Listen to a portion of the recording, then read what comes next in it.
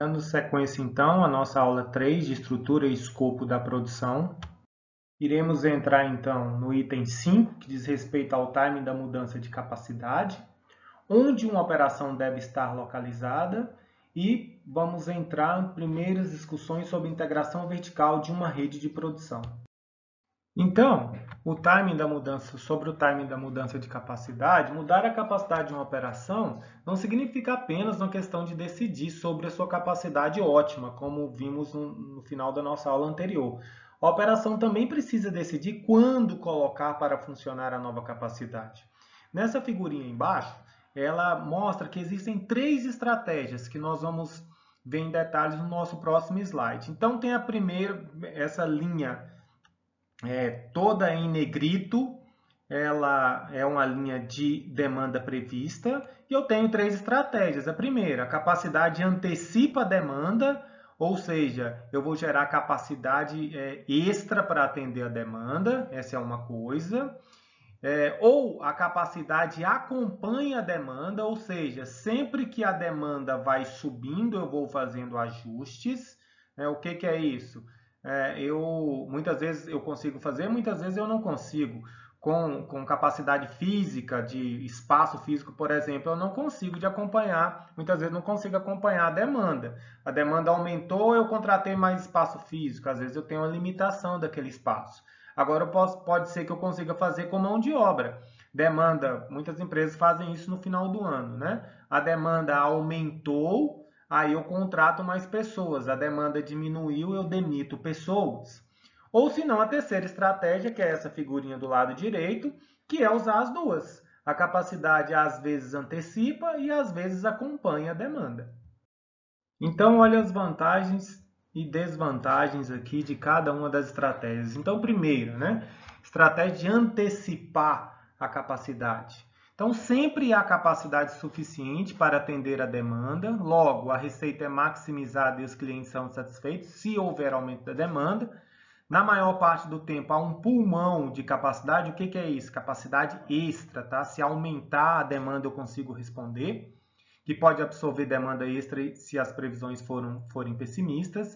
E quaisquer problemas críticos de implementação, startup, de início, com novas práticas, tem menor probabilidade de afetar o suprimento aos clientes. Então, se eu tenho capacidade extra, se, por exemplo, eu tiver um atraso na entrega de um fornecedor, e se eu tiver estoque, eu consigo responder essa demanda. Os clientes não vão precisar de esperar. De outro lado, as desvantagens da estratégia de antecipação da capacidade são: a utilização das fábricas é relativamente baixa, logo os custos serão altos, já falei disso. Riscos de sobrecapacidade maiores ou mesmo permanentes, se a demanda não atingir os níveis previstos, e antecipação de gastos de capital.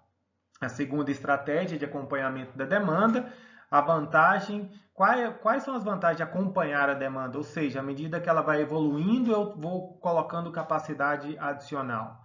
A demanda sempre suficiente para manter as fábricas funcionando a plena capacidade, assim os custos unitários são minimizados, já disse isso. Problemas de sobrecapacidade são minimizados se as previsões forem otimistas, e o gasto de capital com as fábricas é adiado. Eu só vou investir quando for necessário, diferente da anterior, que eu decido ter uma capacidade extra, então preciso de pagar por isso antecipadamente. Quais são as desvantagens, então, das estratégias de acompanhamento da demanda? Capacidade insuficiente para atender plenamente a demanda, logo, receita reduzida e os clientes insatisfeitos, gera fila, já disse para vocês. Nenhuma habilidade para explorar aumentos na demanda a curto prazo, se eu já estou na capacidade máxima, se eu identificar uma oportunidade de avanço na demanda, eu não vou poder porque eu já estou na capacidade máxima. E risco de falta ainda pior se houver problemas de implementação startup nas novas fábricas. Se tiver qualquer atraso, eu não vou conseguir responder a minha demanda e isso vai gerar fila, vai gerar promessas de entrega não realizadas e isso vai gerar insatisfação. E por último, a estratégia de ajuste com estoque. Então, as duas ao mesmo tempo. Quais são as vantagens? Toda demanda é satisfeita, logo os clientes são satisfeitos e as receitas são maximizadas. a utilização da capacidade é alta e, logo, os custos são baixos. Muitos picos de demanda a curto prazo podem ser atendidos com base nos estoques, né? Então, aqui eu estou falando de antecipação da minha capacidade de estoque, tá? Pode ser capacidade de estoque, pode ser capacidade física, pode ser capacidade de pessoas. Nesse caso aqui eu estou falando de ajuste com estoque. Então, se a demanda aumenta, eu ajusto. Se diminui, eu ajusto também. As desvantagens. O custo dos estoques em termos de necessidade de capital de giro pode ser alto. Isso é especialmente sério em momentos nos quais a empresa precisa de fundos para aumento de capital. Então, assim, já que eu vou antecipar, vou usar uma mescla aqui, uma forma híbrida, eu vou precisar de ter um certo tipo de investimento em estoque. E eu vou precisar de capital. E riscos de deterioração e obsolescência do produto. Se eu não vender os estoques, eles podem perder ou eles podem ficar obsoleto, né? Então, por exemplo, um celular, comprei uma quantidade de estoque grande, um celular, entrou um novo tipo de celular no mercado e o meu ficou obsoleto. Então, assim, isso, o time da mudança da capacidade é para mostrar para vocês que existem algumas estratégias e não há uma melhor do que a outra. O que o gerente de produção precisa é saber que existem todas elas e saber em qual momento é melhor utilizar uma em detrimento de outra. O item 6 deste conteúdo, ele versa sobre, e agora vem a seguinte pergunta, né? Onde uma operação deve estar localizada? Qual o melhor local para eu instalar a minha operação produtiva? Eu tenho duas variáveis que vão influenciar de forma direta aqui, né? Quando as operações mudam sua localização, geralmente por duas razões ou por ambas. Mudanças na demanda ou mudanças na oferta. Por que uma operação resolve sair de um lugar e ir para outro? Primeiro, mudança na demanda. É óbvio, mudança de localização pode ser causada por alterações na demanda dos clientes. Eu estava num ponto de venda, num local que vendia muito, mas à medida que o tempo foi passando, aquele ponto de venda foi cada vez menos explorado, as pessoas foram passando para outros pontos de venda, isso por N variáveis que podem acontecer, tá? E por esse motivo eu vou trocar o meu ponto de venda, né? Vou trocar a minha localização, já não é mais interessante aquele local.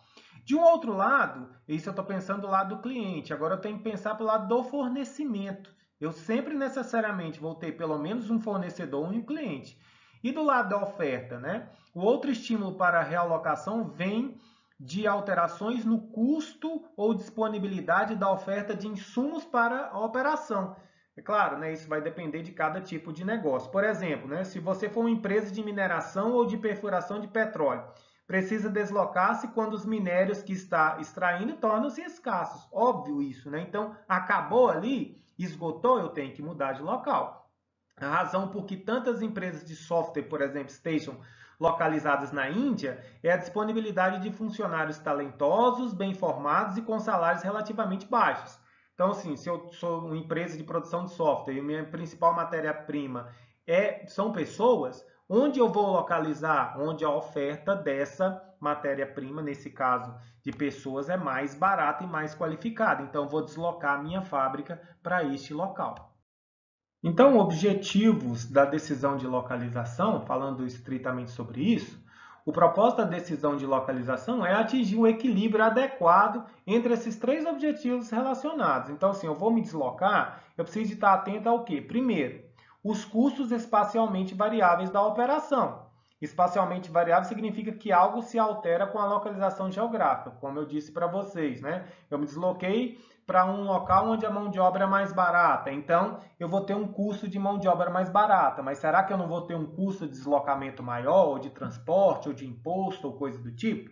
Eu preciso levar isso em consideração. Segundo, o serviço que a operação é capaz de prestar a seus clientes. Eu estando mais distante do meu cliente, por exemplo, porque eu decidi estar mais próximo do meu fornecedor, será que isso não vai impactar na forma do relacionamento com o meu cliente? Será que eu vou conseguir entregar no prazo? Será que eu não vou aumentar o meu pedido de prazo de entrega? Isso vai impactar o objetivo de desempenho, rapidez? E por final, e o mais importante para as organizações, o potencial de receita da operação. Eu me deslocando para próximo do cliente ou para mais próximo do consumidor, qual será, o quão vai ser o impacto disso sobre a minha receita da operação? E eu preciso de mensurar isso em termos de lucratividade.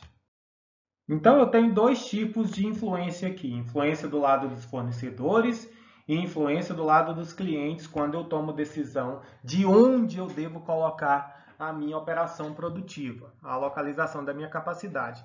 Então, influência dos lados, a montante da cadeia. Qual vai ser o meu custo de mão de obra se eu decidir instalar em determinado local? Vocês devem ver aí várias empresas que se deslocam, principalmente ali para a Ásia, alguns países da Ásia, porque o custo de mão de obra é muito barato, né?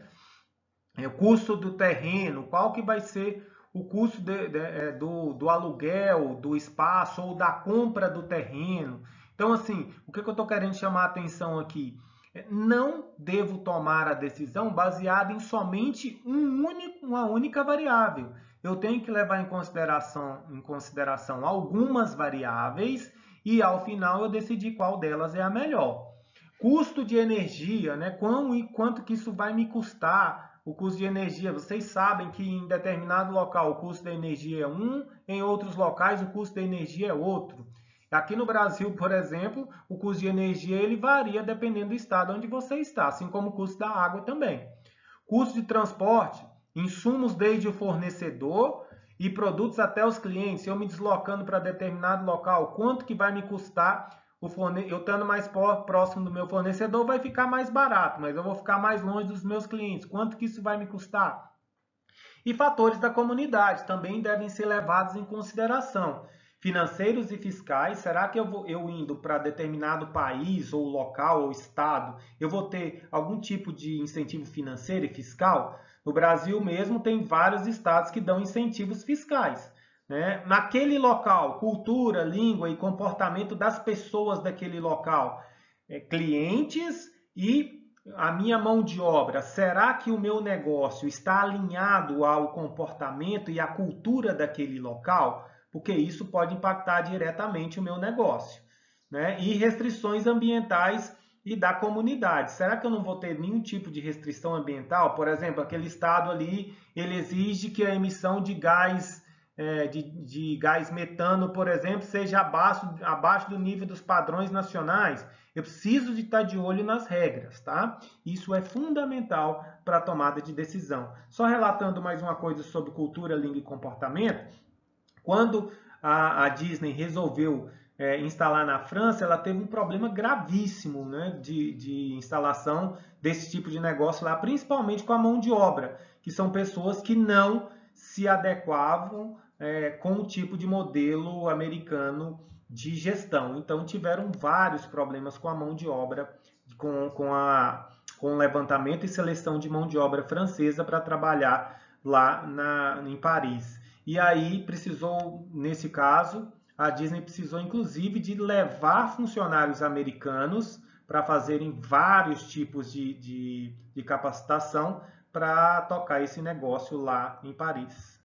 E do outro lado, a influência do lado dos clientes, né, da demanda, habilidade de mão de obra, né, será que eu vou conseguir mão de obra habilidosa, que consiga atender aquele tipo de mercado consumidor conforme ele deseja? A adequação do local em si, será que o local, o meu ponto de venda, ele está alinhado ao que os consumidores desejam? A imagem do local, né, muitas empresas resolvem colocar o seu ponto de venda em locais onde o custo é mais alto, porque a imagem daquele local, ele diz por si só a qualidade daquele produto. Né? Por exemplo, as lojas de venda de roupa em Milão, onde elas se localizam, elas se colocam perto de outras lojas de alto valor agregado, justamente porque a imagem daquele local conta muito para o consumidor. E muitas vezes o consumidor não importa de pagar a mais, justamente por estar ali próximo de um local onde tem outras organizações que têm um peso e um valor agregado muito grande.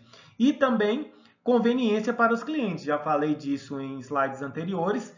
Quanto mais próximo do cliente você tiver, mais você vai gerar conveniência e, teoricamente, você vai vender mais por um preço mais alto e, por definição, você vai ter mais lucro. Item 7 fala de integração vertical de uma rede de produção. Então, vou deixar um gancho para a gente continuar na próxima aula. Integração vertical é pensar o seguinte: vale a pena eu fazer internamente ao invés de terceirizar? Pensem nisso que retomamos a discussão no nosso próxima aula. Nos encontramos no próximo vídeo.